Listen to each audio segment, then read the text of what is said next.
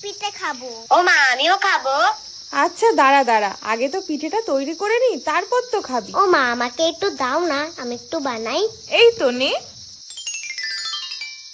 ও মা, দেখো না কি সুন্দর হয়েছে।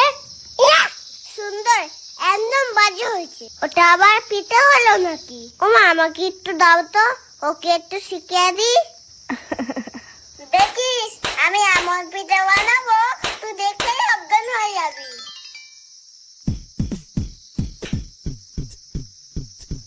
এই রে, বেশি ভাব দেখাতে গিয়ে তো ফেসে গেলাম। এ পিঠে হ না প্লিজ, হ না। এবার তো মার খেতে হবে, এবার কি হবে? এই তুই হাসলি কেন? আমি পাচ্ছি না বলে তুই আমাকে নিয়ে ঠাট্টা করছিস। এই নে তোর পিঠে, এবার তুই বানা। ও মা দেখো। আচ্ছা বাবা, অনেক পিঠে বানিয়েছিস তোরা, এবার খা এটা দুজন মিলে। ও তেলের পিঠে, দাও দাও। শোন, এটা কিন্তু ভাগ ভাগ, আস্তে আস্তে খাবি, গালে কিন্তু একসঙ্গে পুড়ে দিস না।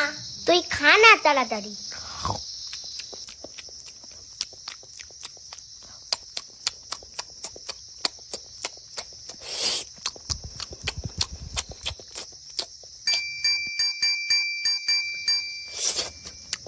দিদি তো সব খেয়ে নিল, এইটা আমি এবার খাবোই।